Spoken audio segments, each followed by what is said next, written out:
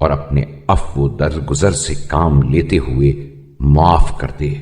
اور ایسا نہ ہو کہ اس گناہ کی وجہ سے طنز کرنے والوں کی آنکھیں ہمیں گھوریں اور طعنہ زنی کرنے والوں کی زبانیں ہم پر کھلیں، اور اپنی شفقت بے پایاں اور مرحمت روز افزوں سے ہمیں ان اعمال پر کاربند کر کہ جو ان چیزوں کو برطرف کریں اور ان باتوں کی تلافی کریں جنہیں تو اس ماہ میں ہمارے لیے ناپسند کرتا ہے۔ اے اللہ، محمد صلی اللہ علیہ وآلہ وسلم اور ان کی آل پر رحمت نازل فرما، اور اس مہینے کے رخصت ہونے سے جو قلق ہمیں ہوا ہے اس کا چارہ کر، اور عید اور روزہ چھوڑنے کے دن کو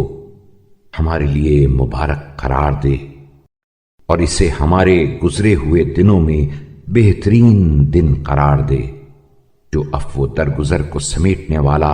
اور گناہوں کو محو کرنے والا ہو، اور تو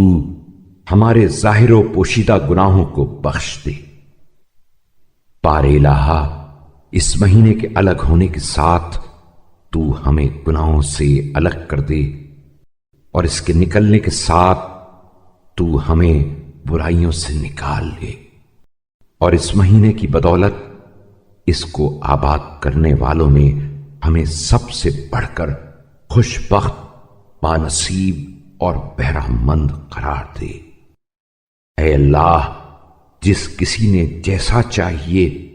اس مہینے کا پاس و لحاظ کیا ہو اور کما حق ہو اس کا احترام ملحوظ رکھا ہو، اور اس کے احکام پر پوری طرح